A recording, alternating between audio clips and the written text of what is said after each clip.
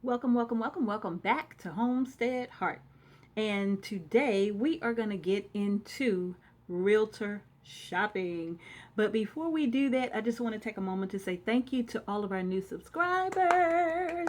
Thank you so much for subscribing to our channel. Thank you to all of our existing subscribers and to all of those who will be subscribing today or in the upcoming future. We certainly appreciate your support as we are on this journey to getting 1,000 subscribers, and you all are really playing a part in helping us to reach our goal. And again, for that, we say thank you, thank you, thank you. Now, to get right into our video, we recently posted a video, lender shopping, right?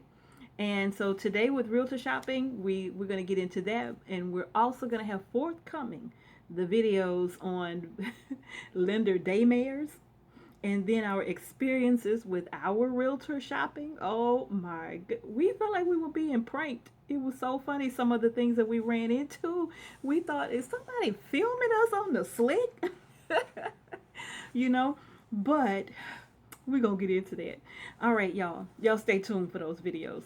Okay, so let's get into realtor shopping, and I do have my little list right here, and I'm gonna go over this as best I can in really no particular order, but I'm just gonna kind of put it all out there because this, we're going on what our experiences have been with our search for a realtor. All right, y'all. So, number one, you know, do you even need a realtor? First of all, in your search for a realtor, have you stopped to ask yourself, do I even need a realtor? You know? Or is it that you're so busy, with work, with maybe school, with family, just with day to day life? You're too busy to really dedicate all the time you would like to dedicate to searching for the property that you're wanting. So you feel you need to get a little help. And there's nothing wrong with that. If that's what you need to do what you got to do, right? The end goal is to find the property that you're looking for, right? All right. So let's get to, first of all, realtor shopping. How do you shop for a realtor? Well, one of the things that we did was that we went to different not lender, I can't get lender out of my head. We went to different websites, different brokers, whether it was Keller Williams, Century 21, local brokers. We looked at all of them. We were realtor.com, we were everywhere. And some places will have the profiles of the realtors, because the realtors will have an option to upload a profile of themselves to different sites, including their broker site, to kind of give you an idea of what they do, the areas that they specialize in, where they have the most experience. They will upload those profiles, and that is where you want to begin. You want to go over those profiles with a fine tooth comb. All right. In viewing the realtor profile, get a feel for that person. Get a feel for that person. Look at their picture. Get a feel for them. Just check them out. Look at their credentials. See, what do they do, and how long have they been doing this? How long have they been a realtor? Some of the realtors, the profiles will say, for 6 months experience. Some will say 20 years experience. So you make a decision on the realtor that you want to go through. But in your selection, before you even start with a selection, I would recommend making a list of questions that you have that you'll want to ask your realtor. Okay? Because you want to make sure that they are a good fit for you. Not every realtor is going to be a good fit for you. So you want to pose some questions to find out. All right?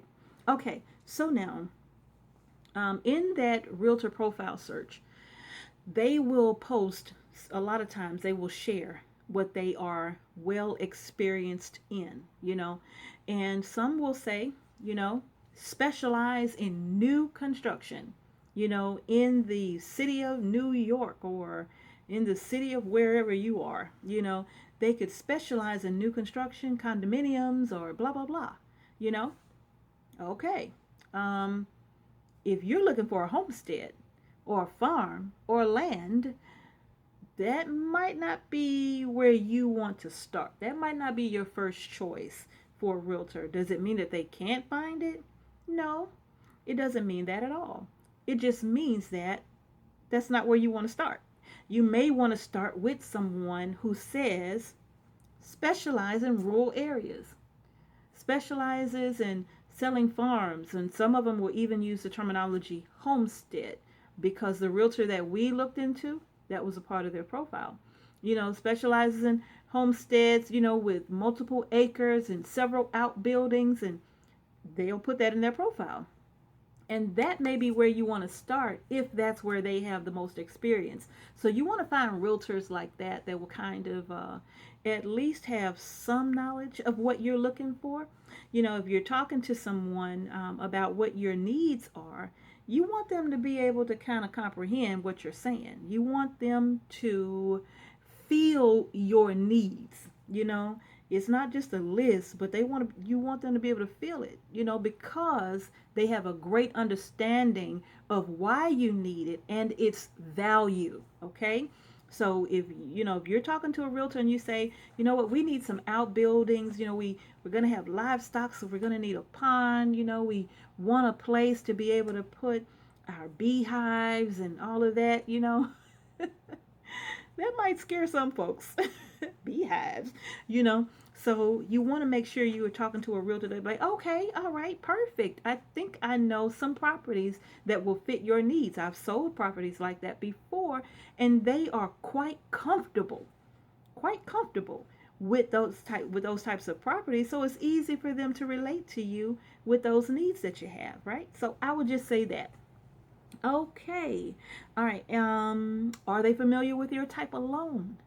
You want to make sure you have a realtor that's familiar with your type of loan. Some realtors are only used to conventional loans, maybe some VA loans, FHA loan. They may be used to that one, but they may not have any experience with an FHA 203K loan. They may not have any experience with a USDA rural development loan. If that's the type of loan that you are getting, you want a realtor that's familiar with that. If you're doing FHA 203K like we are, and your realtor has no knowledge of this kind of loan, they could possibly be looking for properties for you that will never, ever meet the qualifications for that kind of loan, right? So that would be a complete waste of time if they're not familiar with that kind of loan. So make sure your realtor is familiar with the kind of loan that you're getting so they know exactly what type of property to look for, search for. You want to make sure that you have that. You want to make sure that your realtor is good at communicating. And I say that over and over again because in this journey, in this process, you need to be talking, or involved with somebody, having that realtor relationship that they are great communicators. You don't want a realtor that's going to disappear off the map for 7 to 10 days, not responding to your emails, texts, or phone calls or voice messages. Don't do it. So find out, let them know, hey, communication is very important to us. If we, send you an email or a text, how quickly do you try to respond to that, email or that text message or whatever, ask them. Don't be afraid to ask them. And a good realtor won't be intimidated or offended by that either. They'll be glad to answer your questions. Okay. Um, we're going to get into our realtor experiences. I was just about to say something that I can't say. I can't give it away. Okay, so that would be what I would say about a realtor, making sure that they understand your needs and that they, just get a good feel for them. Okay, get a good feel for your realtor. Go on those first impressions. Listen to them, and follow your first mind. Okay. All right. Now, do you even need a realtor? That is one of the biggest questions. do I even need a realtor? If I'm going to do all of the searching, if I'm going to be accessing most of the tools that they are going to be accessing, if I can access the MLS, if I can access the realtor site, there are other sites like Trulia and Zillow, realtor.com, if I'm going to do all of that, why do I need to pay a realtor? Maybe you don't. Maybe you don't. So if you have the time to invest and you're confident that you can handle this without a realtor, the negotiations and all of that, you do your due diligence. Yeah. Why do you need a realtor? Right? So that's something to keep in mind. Realtors now, don't get me wrong, they are very important. I used to be a realtor. Realtors are very, very important. Oh, I almost forgot. Make sure that you ask your realtor about the areas that they are willing to look for property for you in. Okay?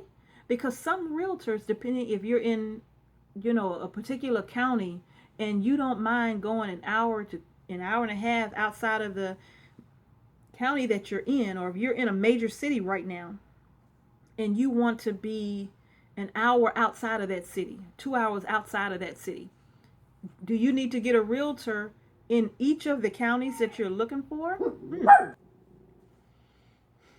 Jackson can be a little testy.